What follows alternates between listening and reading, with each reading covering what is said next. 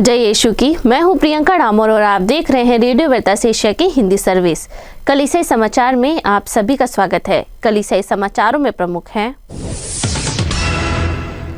Vatican में कलाकारों की जयंती शुरू होने वाली है। कार्डिनल कुपीच ने प्रवास पर अमेरिकी धर्माध्यक्षों को भेजे गए पोप फ्रांसिस के पत्र का स्वागत किया।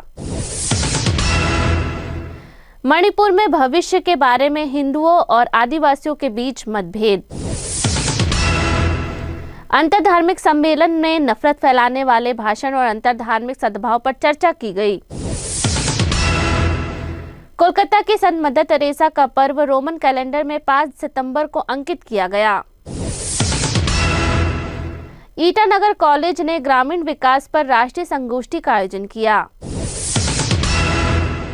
बोन सेकोर्स कांग्रीगेशन ने तमिलनाडु में नया जनरेट खोला। अब जानते समाचार विस्तार से।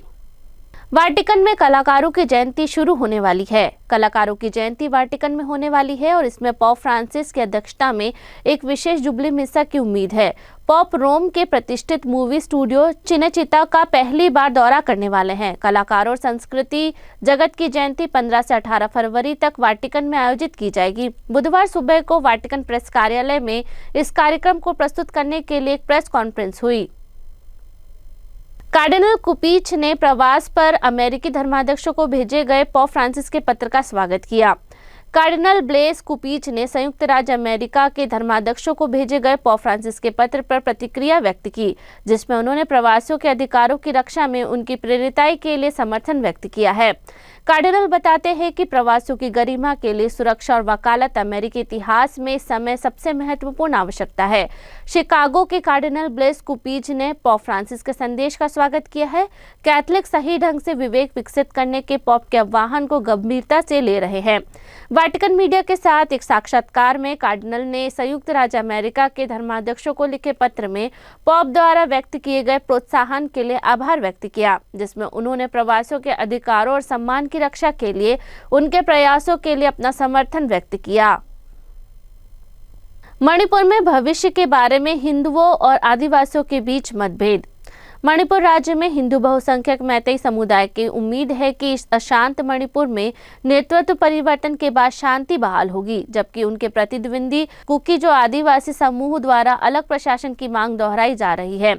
विश्व मैतेई परिषद के महासचिव याम्बे मरुन मैतेई ने कहा, राज्य मुख्यमंत्री एन बीरेन सिंह समस्या के मूल थे, उन्होंने अब इस्तीफा दे दिया है और हम नए नेतृत्व के तहत शांति बहाली की उम्मीद कर रहे हैं। मैतेई का संगठन मैतेई लोगों का प्रतिनिधित्व करता है, जो राज्य की 32 लाख आबादी में से 53% है। सिंह का इस्तीफा 9 फरवरी को आया। राज्य में मैतेई और मुख्य रूप से ईसाई आदिवासी लोगों के बीच अभूतपूर्व हिंसा भड़काने के करीब 2 साल बाद, जो राज्य की आबादी का 41% हिस्सा है। अंतरधार्मिक सम्मेलन में नफरत फैलाने वाले भाषण और अंतरधार्मिक सद्भाव पर चर्चा की गई। सद्भाव सम्मेलन का आयोजन सद्भाव Pilar, father Agnel college of arts and commerce Pilar और दर्शन शास्त्र विभाग DCT के धेपमे college of arts and science Miramar Goa द्वारा 8 फरवरी को किया गया। इस कार्यक्रम ने नफरत फैलाने वाले भाषण और एक विभाजनकारी बयानबाजी और अंतरधार्मिक सद्भाव के लिए खतरा पर महत्वपूर्ण चर्चाओं के लिए एक शक्तिशाली मंच प्रदान किया। इस सम्मेलन में बुद्धिजीवियों, कार्यकर्ताओं और चिंतन नागरिकों को शांति, सम्मान और समावेशिता की तत्काल आवश्यकता पर विचार विमर्श करने के लिए एक साथ लाया गया। गोवा के पिलर में पिलर पिलग्रिम सेंटर ने संयुक्त राष्ट्र द्वारा आयोजित विश्व अंतरधार्मिक सद्भाव सप्ताह के साथ सम्मेलन की मेजबानी की। कोलकाता की संत तेरेसा का पर्व रोमन कैलेंडर में 5 सितंबर को अंकित किया गया। दिव्य उपासना और संस्कारों के अनुष्ठान के लिए गठित परिषद ने कल कोलकाता की संत तेरेसा को सामान्य रोमन कैलेंडर में शामिल करने का आदेश जारी किया है। साथ ही 5 सितंबर को उनके पर्व के लिए धर्म विधि पाठ भी शामिल किए गए हैं। कलकत्ता की मदर तेरेसा आशा की एक किरण थी, कद में छोटी लेकिन प्रेम में महान, समस्त मानव जीवन की रक्षा में विनम्र सेवा की गरिमा और विशेष अधिकार की साक्षी एवं उन सभी को जो गर्भ की गुप्त गहराइयों में भी त्याग दिए, वंचित किए गए और तिरस्कृत किए गए। दिव्य उपासना और संस्कारों के अनुष्ठान के लिए परम धर्मपीठी विभाग के अध्यक्ष कार्डिनल आर्थर रोक ने मंगलवार को संत तेरेसा की प्रशंसा की। ईटानगर कॉलेज ने ग्रामीण विकास पर राष्ट्रीय संगोष्ठी का आयोजन किया। डॉन बॉस्को कॉलेज ईटानगर के अर्थशास्त्र विभाग ने हाल ही में पूर्वोत्तर भारत के ग्रामीण क्षेत्रों में सामाजिक आर्थिक विकास के लिए चुनौतियों और अवसर विषय पर 2 दिवसीय राष्ट्रीय संगोष्ठी का आयोजन किया। 7 से 8 फरवरी को आयोजित संगोष्ठी को भारतीय सामाजिक विज्ञान अनुसंधान परिषद, उत्तर पूर्वी क्षेत्र केंद्र और फेडरल बैंक द्वारा समर्थित किया गया।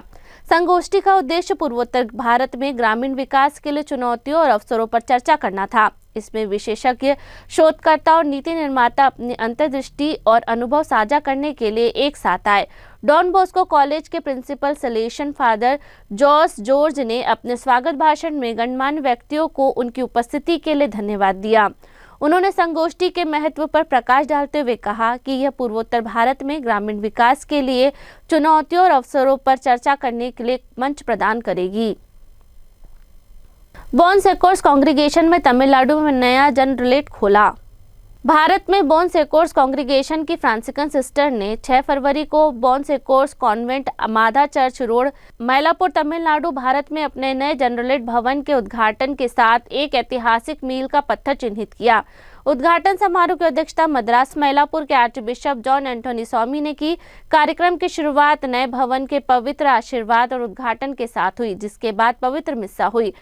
नवनिर्मित जनरलेट केवल एक प्रशासनिक केंद्र से कहीं अधिक है। यह हाशिए पर पड़े लोगों की सेवा करने, युवाओं को शिक्षित करने और बीमारों और जरूरतमंदों की देखभाल करने के लिए मंडली के स्थायी मिशन का प्रतिनिधित्व करता है।